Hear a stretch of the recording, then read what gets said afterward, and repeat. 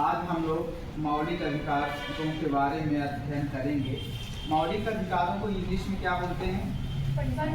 Fundamental rights. सबसे पहले बताएंगे मौलिक अधिकार की परिभाषा।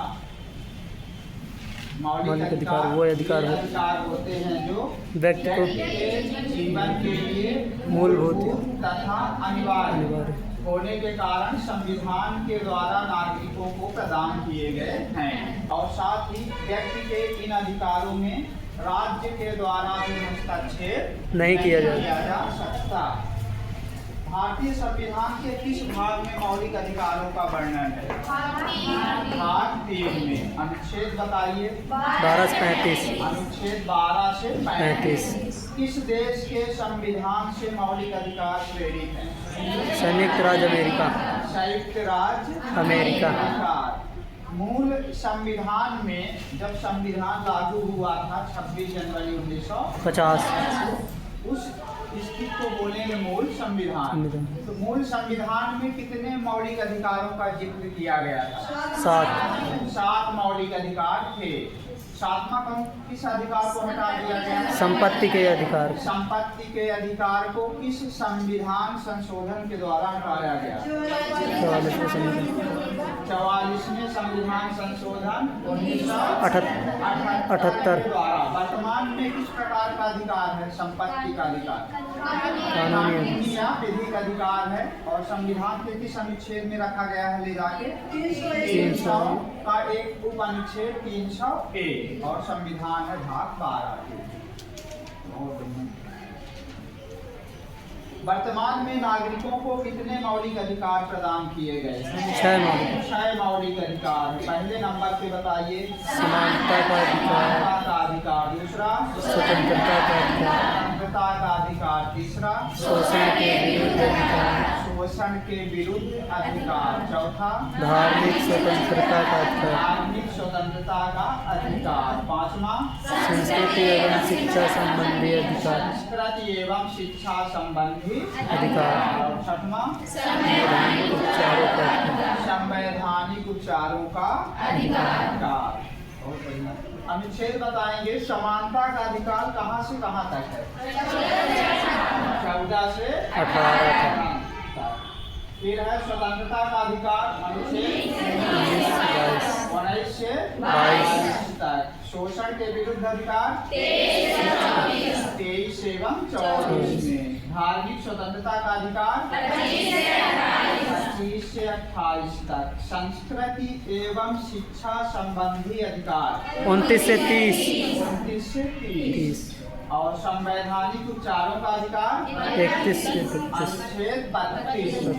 तो संपत्ति का अधिकार किस अनुच्छेद में होता था? 31 में। अनुच्छेद 31 में था। और 19 के 6वें नंबर पे हुआ करता था, जहाँ पे बोलने की स्वतंत्रता, घूमने फिरने की स्वतंत्रता इसमें भी होता था, लेकिन हमने 44वें संशोधन के द्वारा हटा दिया। अब जानते हैं ये जो मौलिक अधिकार हैं, कुछ अधिकार ऐसे हैं जो केवल और केवल भारतीय नागरिकों को प्राप्त है, विदेशियों को नहीं। जो भारत के नागरिक होंगे तो सारे अधिकार प्राप्त हैं A to Z। 12 से 35 तक जितने भी अनुच्छेद हैं और जो 6 अधिकार हैं वो सभी अधिकार हैं। एक मिनट रुकिए। अधिकार ऐसे हैं जो विदेशी नागरिकों को प्राप्त नहीं है। 5 अनुच्छेद ऐसे बताए गए हैं जो केवल भारतीय नागरिकों को प्राप्त हैं। और वहाँ से प्रश्न आते हैं किसी भी प्रतियोगी परीक्षा में, प्रश्न वहीं से आएंगे। कौन से अधिकार हैं जो केवल और केवल भारतीय नागरिकों को प्राप्त है, विदेशियों को नहीं? एक अनुच्छेद नंबर 15 है जो सामाजिक समानता की बात करता है और 5 आधार बताता है। धर्म, मूल वंश, जाति और जनजाति के आधार पर किसी नागरिक के साथ भेदभाव नहीं किया जाएगा। फिर एक अनुच्छेद 16 है जो सरकारी नौकरियों में अवसरों की समानता की बात करता है। फिर है एक अनुच्छेद 19 जो नागरिकों को 6 व्यक्तिगत स्वतंत्रताएं प्रदान करता है। और अनुच्छेद 29 और 30 जो 5वें नंबर का अधिकार है, संस्कृति और शिक्षा संबंधी अधिकार। ये 5 अनुच्छेद ऐसे हैं जो केवल और केवल भारतीय नागरिकों को प्राप्त है, विदेशियों को नहीं। विदेशियों को इन 5 अनुच्छेदों के अलावा उन्हें भी बाकी सारे अधिकार प्राप्त हैं। 15, 16, 19, 29 और 30 को छोड़कर। आपातकाल के समय आप जानते हैं, इमरजेंसी के समय हमारे मौलिक अधिकारों को राष्ट्रपति महोदय के द्वारा स्थगित किया जा सकता है, लेकिन 2 अनुच्छेद छोड़कर वहाँ पे 2 बचाए गए हैं, अनुच्छेद 20 और 21। ये व्यवस्था की गई थी 44वें संविधान संशोधन 1978 के द्वारा कि आपातकाल के समय भी इन 2 अधिकारों को राष्ट्रपति महोदय के द्वारा स्थगित नहीं किया जा सकता है। अनुच्छेद 20 में है दोहरे दंड से प्रतिरक्षा और 21 में है प्राण एवं दैहिक स्वतंत्रता। इन दोनों को आप ध्यान करते हम लोग। मौलिक अधिकारों का वर्णन संविधान के अनुच्छेद 12 से 35 तक किया गया है। अनुच्छेद 12 में राज्य को परिभाषित किया गया है और कुछ अनुच्छेदों में भी राज्य की परिभाषा आप पढ़े होंगे। जैसे जब अनुच्छेद 12 के अलावा जब राज्य के नीति निर्देशक तत्व पढ़ रहे थे, वहाँ पे भी राज्य की परिभाषा अनुच्छेद नंबर 36 में। इसके अलावा जब राज्य सरकार के बारे में पढ़ेंगे भाग 6, तो भाग 6 में जहाँ अनुच्छेद 152 जहाँ से प्रारंभ होगा राज्य सरकार का, वहाँ पे भी राज्य की परिभाषा मिलेगी आपको। तो 3 जगह राज्य की परिभाषा है। अभी इसका तो प्रश्न नहीं पूछा गया, लेकिन आने वाले किसी एग्जाम में मिलेगा आपको। तो अनुच्छेद 12, अनुच्छेद 36 और अनुच्छेद 152 में राज्य को परिभाषित किया गया है। राज्य शब्द में क्या किसको किसको शामिल किया गया है? केंद्र सरकार और संसद, दूसरे नंबर पे राज्य की सरकारें और राज्य विधानमंडल, तीसरे नंबर पे सभी स्थानीय प्राधिकारी आदि को राज्य के अंतर्गत शामिल किया गया है। कुछ संस्थान भी देखिए राज्य में दिए गए हैं, खासकर जो सरकारी संस्थान है। LIC जीवन बीमा निगम के बारे में जानते हैं, उसको भी माना जाएगा। विश्वविद्यालय जिसको यूनिवर्सिटी बोलते हैं, वो भी इसी में आएगा राज्य में। आपकी यूनिवर्सिटी क्या है BA फर्स्ट ईयर वालों की?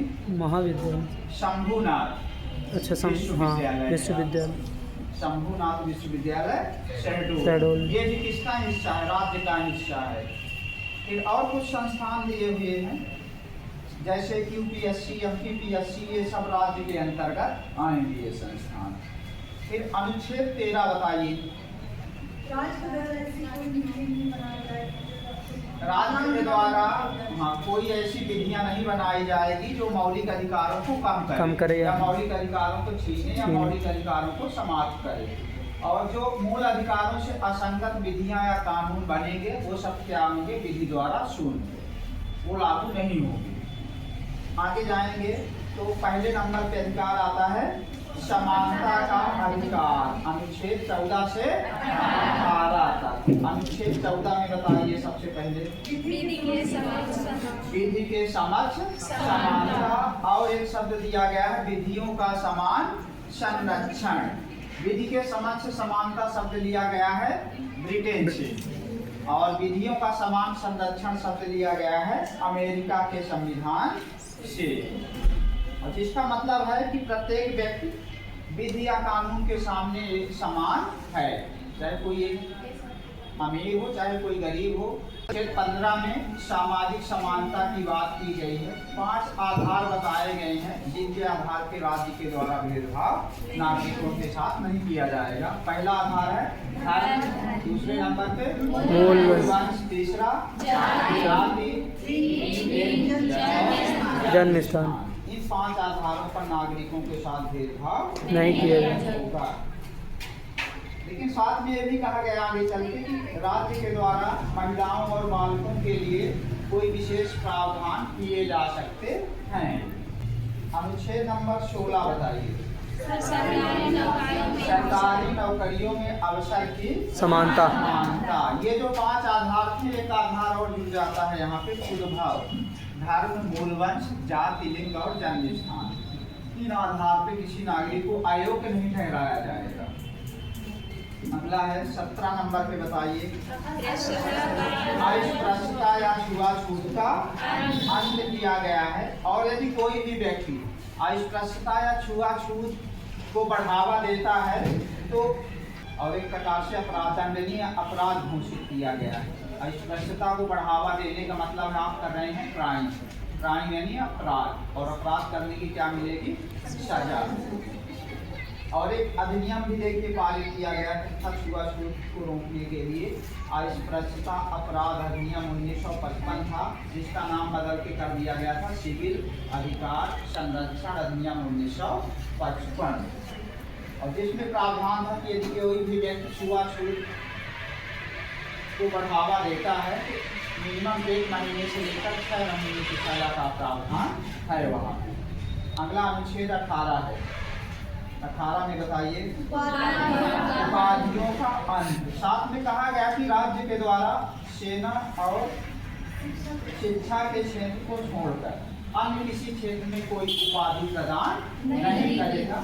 यदि मान लीजिए किसी नागरिक को विदेशों में कोई उपाधि या सम्मान दिया जाता है तो राष्ट्रपति की अनुमति के बाद ही दूसरे देश से सम्मान ग्रहण करेंगे। अच्छा, उपाधियों का अंत जहाँ पे किया गया है, 2 क्षेत्र छोड़े गए हैं, शिक्षा और सेना। शिक्षा और सेना। भारत में कुछ उपाधियाँ दी जाती हैं शिक्षा वगैरह के क्षेत्र में सम्मान के रूप में। जैसे सबसे बड़ा सम्मान भारत का बताइए? भारत रत्न सबसे बड़ा सम्मान है, भारत रत्न सम्मान। फिर भारत रत्न के बाद दूसरे नंबर पे पद्म विभूषण श्री, ये उपाधि के अंतर्गत इन्हें शामिल नहीं किया गया है। दूसरे नंबर का अधिकार है स्वतंत्रता का अधिकार। किस अनुच्छेद से किस अनुच्छेद तक है? 19 से 22 तक। अनुच्छेद 19 में 6 प्रकार की व्यक्तिगत या मूलभूत स्वतंत्रताएं दी गई हैं नागरिकों को।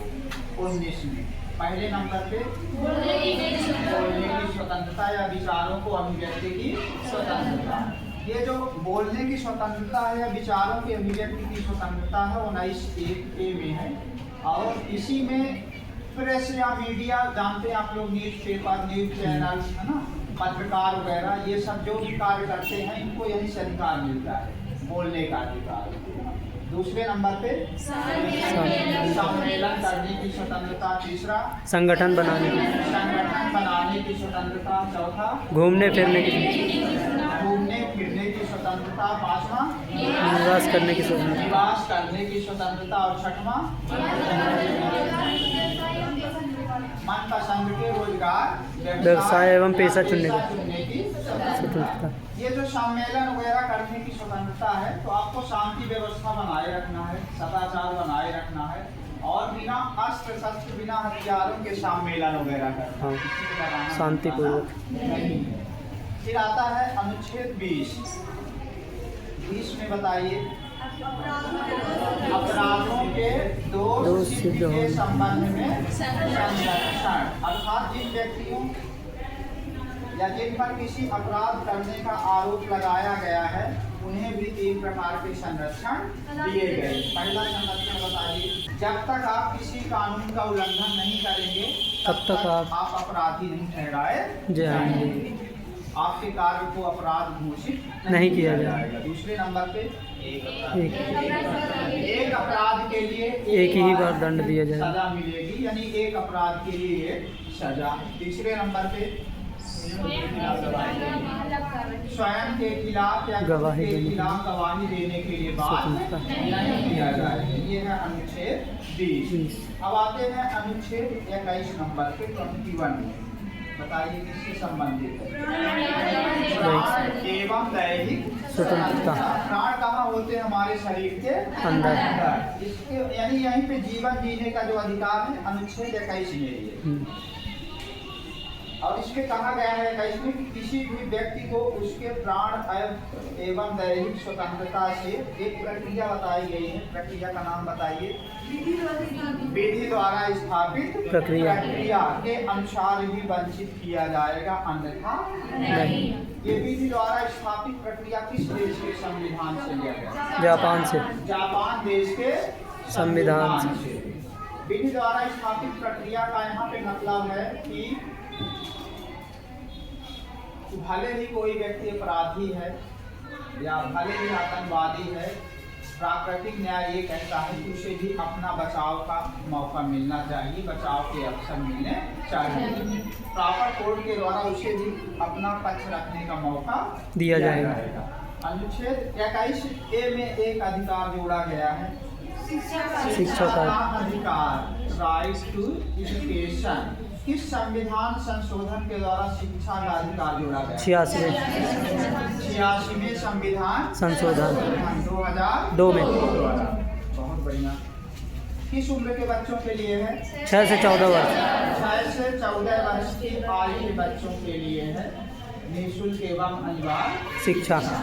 ये शिक्षा का अधिकार कब लागू हुआ? 1 अप्रैल 2002। 1 अप्रैल को कौन सा दिवस मनाते हैं? मूर्ख दिवस। बिल्कुल सही है, मूर्ख दिवस मनाते हैं। अनुच्छेद 22 बताइए। गिरफ्तार किए गए व्यक्ति को प्राप्त अधिकार एवं स्वतंत्रता प्रदान की गई है।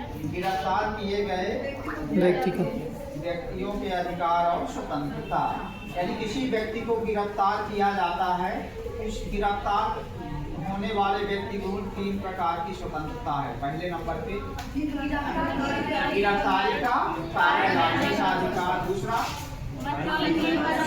वकीलों से परामर्श लेने का, मनपसंद के वकील से परामर्श लेने का अधिकार, और तीसरा 24 घंटे मजिस्ट्रेट के सामने अगर समक्ष गिरफ्तारी के 24 घंटे के अंदर निकटतम मजिस्ट्रेट के समक्ष प्रस्तुत होने का करना है। आने जाने के समय को छोड़,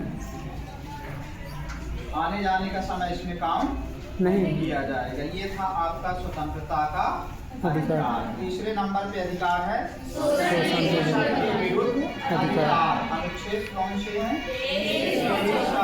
2324। अनुच्छेद 23 बताइए। मानव का दुर्व्यापार एवं बलात्कार का निषेध किया गया है। मानव के दुर्व्यापार में चाहे दास प्रथा हो या वस्तुओं या सामान की तरह खरीदी बिक्री हो, या महिलाएं बच्चों का अनैतिक व्यापार हो, बधुआ मजदूरी हो, इन सबको दंडनीय अपराध घोषित किया गया है। अनुच्छेद 24 बताइए। 14 वर्ष से कम आयु के बच्चे को कारखानों एवं खदानों जोखिम भरे काम किया जा सकता है। जिनकी उम्र 14 वर्ष से कम है। उन बच्चों को देखिए, जब होटल वगैरह में जाएंगे तो वहाँ पे आगे भी दिया रहता है कि 14 वर्ष से कम आयु के बच्चों को यहाँ पे काम नहीं किया जाएगा, क्योंकि वो उम्र होती है बच्चों के विकास की, पढ़ने लिखने की।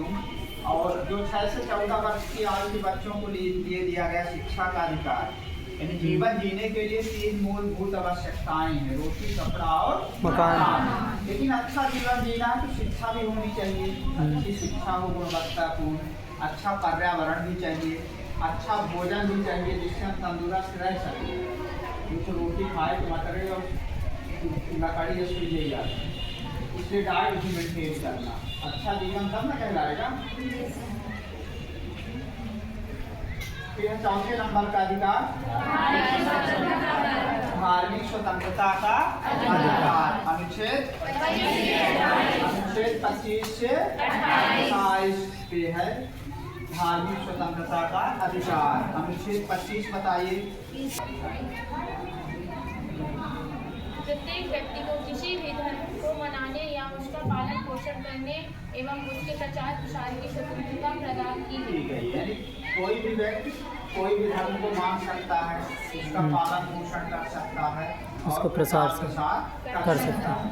इसमें आप सब कुछ आ जाए, किस भगवान की पूजा करना है, व्रत रहना है कि नहीं रहना है, मंदिर जाना है कि मस्जिद जाना है, हिंदू धर्म, मुस्लिम धर्म, किस धर्म को अपनाना है, ये सब आपकी इच्छा के ऊपर निर्भर करता है।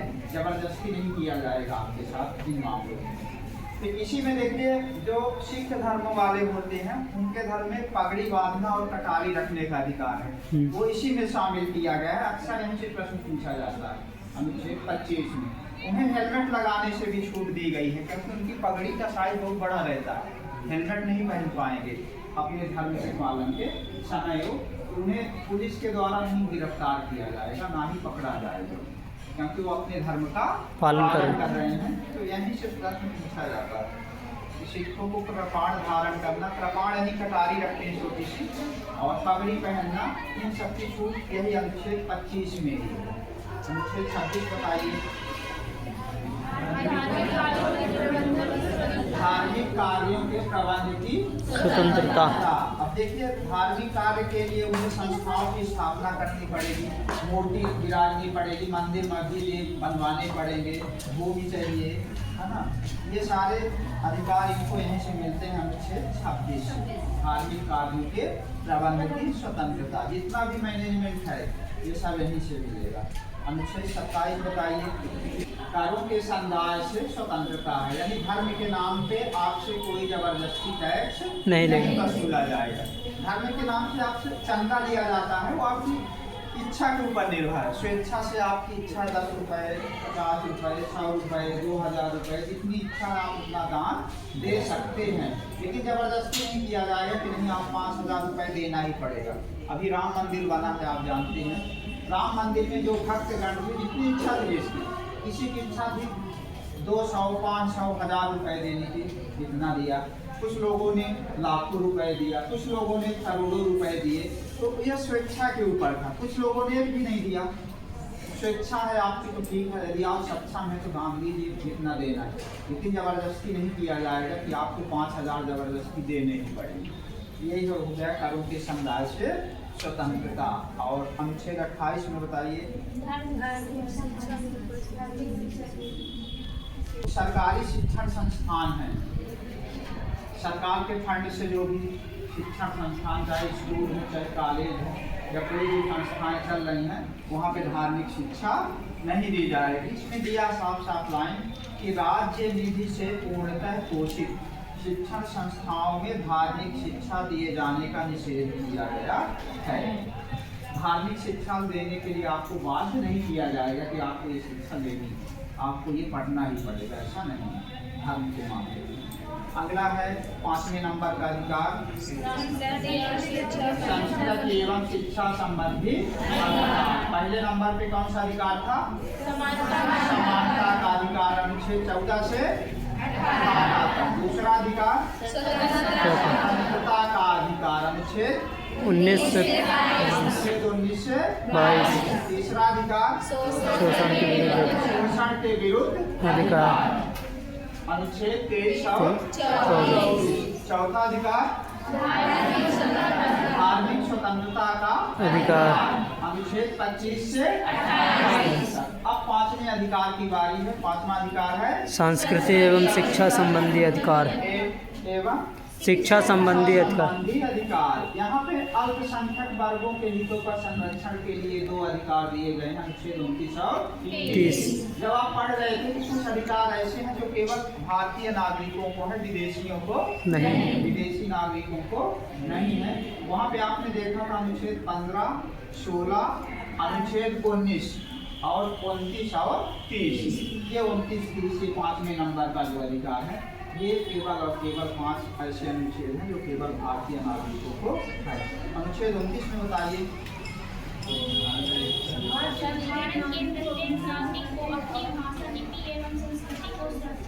भारत के प्रत्येक नागरिक को अपनी भाषा, लिपि और संस्कृति की सुरक्षित रखने का अधिकार है।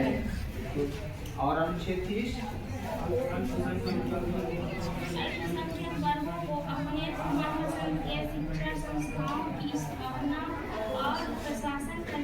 अधिकार। अल्पसंख्यक वर्ग या बाकी भी जो वर्ग के लोग हैं अपने मनपसंद की शिक्षण संस्थाओं की स्थापना कर सकते हैं और प्रशासन और शासन प्रशासन जो भी उसका प्रशासन चलाने का भी अधिकार उनसे मिलेगा।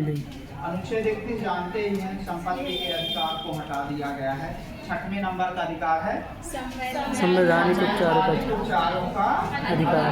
अनुच्छेद इसमें है 32 में। जो भारतीय संविधान के शिल्पकार हैं या भारतीय संविधान के निर्माता डॉक्टर भीमराव अम्बेडकर के जनक हैं डॉक्टर भीमराव अम्बेडकर साहब ने किस अनुच्छेद को या किस अधिकार को भारतीय संविधान की हृदय एवं आत्मा कहा? 32 अनुच्छेद 32 को। और अनुच्छेद 32 में कौन सा अधिकार है? संवैधानिक उपचारों का अधिकार। उपचारों का अधिकार। अभी तक हम लोग जो 5 अधिकार पढ़े हैं केवल अधिकार दिए गए थे। अधिकारों की सुरक्षा की जिम्मेदारी नहीं बताई गई है कि यदि आपको ये सारे अधिकार नहीं मिल रहे हैं या आपके अधिकारों को कोई हनन कर रहा है तो आप अपने अधिकारों की सुरक्षा के लिए कहाँ जाएंगे? ये बचाव की कहीं बात अभी नहीं की गई है। वो 6वें नंबर का अधिकार है। यही अधिकार है जो आपके सारे मौलिक अधिकारों को लागू करेगा। इसलिए इसको डॉक्टर भीमराव अम्बेडकर ने सबसे महत्वपूर्ण बताया था। हृदय और आत्मा को क्या है? हृदय एवं आत्मा, दिल और हृदय। तो अनुच्छेद 32 या कहें 6वें नंबर का अधिकार है संवैधानिक उपचारों का अधिकार। आप पढ़े हैं कि मौलिक अधिकारों की सुरक्षा की जिम्मेदारी किसके पास है? मौलिक अधिकारों का संरक्षक कौन है? सुप्रीम कोर्ट है, हाई कोर्ट, लोअर कोर्ट, यानी जब भी अधीनस्थ हमारे न्यायालय। अधिकारों का उल्लंघन होगा, अधिकारों को सुरक्षित रखने के लिए चाहे राज्य हो, चाहे सरकार हो या कोई व्यक्ति हो, कोई संस्था हो, हम अपने अधिकारों की सुरक्षा के लिए हाई कोर्ट और सुप्रीम कोर्ट में सीधे जा सकते हैं। बाकी केस में नहीं होगा। बाकी केस में क्या होती हैं? अपीलें होती हैं। यहाँ पे अपील नहीं होगी, सीधे सुप्रीम कोर्ट जा सकते हैं। अनुच्छेद 32 के तहत सुप्रीम कोर्ट और हाई कोर्ट किस अनुच्छेद के तहत? अनुच्छेद 226। हाँ, तब 226। हाई कोर्ट सुप्रीम कोर्ट 5 प्रकार की रिटें या याचिका दायर करेगी। उन रिटों के नाम जानते हैं आप? यस, याचिकाओं बंदी का? प्रत्यक्षीकरण, पहली रिट है बंदी प्रत्यक्षीकरण। दूसरा परमादेश, तीसरा प्रतिषेध, चौथा उत्प्रेक्ष, उत्प्रेक्षण और पांचवा अधिकार प्रेक्षा। बंदी प्रत्यक्षीकरण का क्या अर्थ है? किसी व्यक्ति को सशरीर प्रस्तुत करना। प्रस्तुत करना। अगर किसी व्यक्ति को गिरफ्तार किया गया है तो न्यायालय के समक्ष उस व्यक्ति को सशरीर प्रस्तुत करना है। उसी व्यक्ति को सशरीर यानी स्वयं शरीर के साथ। उपसर्ग लगता है ना, हिंदी में पढ़े होंगे, उपसर्ग शुरू में लगता है, उपसर्ग आगे, प्रत्यय पीछे। लास्ट में लगता है शब्द के। तो जो शुरू में लग गया सशरीर यानी शरीर सहित, शरीर सहित शब्द। अगर किसी व्यक्ति को गिरफ्तार किया गया तो उसे सशरीर प्रस्तुत किया जाएगा न्यायालय के समक्ष। फिर न्यायालय देखेगा कि क्या वास्तव में गिरफ्तारी के पर्याप्त कारण है। यदि गिरफ्तारी के पर्याप्त कारण है तो जेल में रखा जाएगा। यदि पर्याप्त कारण नहीं है गिरफ्तारी के, तब फिर क्या दे दी जाती है? जमानत। तब उसे छोड़ दिया जाएगा। दूसरे नंबर पे अधिकार दूसरी रीत है परमादेश। परमादेश का अर्थ है हम आदेश देते हैं। या जब भी कोई भी सार्वजनिक अधिकारी या कर्मचारी या न्यायालय के द्वारा संविधान के अनुसार कार्य नहीं किए जाएंगे तब आदेश हायर अथॉरिटी से मिलेगा आदेश। उच्च अधिकारी या उच्च न्यायालय सुप्रीम कोर्ट के द्वारा निम्न न्यायालयों को या निम्न अधिकारी या आप अपने कर्तव्यों का निर्वहन सही ढंग से करिए, समय से करिए। तीसरे नंबर का अधिकार है प्रतिषेध। प्रतिषेध का अर्थ है मना करना या रोकना। कब मना किया जाएगा, रोका जाएगा? जब वो अपने अधिकार का या अपने अधिकार क्षेत्र से ज़्यादा प्रयोग करेगी तब रोक लिया जाएगा वहीं से मामले को। और चौथा अधिकार है उत्प्रेषण का मतलब है, उत्प्रेषण का मतलब है सूचित करना। यानी जो मामले यहाँ पे रुके हुए हैं, जिनसे संबंधित मामला है वहाँ पे पहुँचा देना, उनको सौंप देना। और 5वें नंबर की रीत है अधिकार प्रक्षा। अधिकार प्रक्षा का अर्थ बताइए, आपका अधिकार क्या है? और यह एक ऐसे व्यक्ति के विरुद्ध जारी किया जाता है जो सार्वजनिक पद को अवैध रूप से धारण कर लेता है, यानी गलत तरीके से सरकारी नौकरी हासिल कर लेता है। तब पूछा जाएगा कि आप किस अधिकार से, वहाँ पे जांच किया जाएगा। फिर इसके बाद यदि गलत तरीके से पद हासिल किए तो बाकी उन्होंने क्या किया है, एक प्रकार का अपराध किया है। और अपराध करने की क्या नीति है? दंड, सजा। सजा। ठीक है, ये मौलिक अधिकार आपके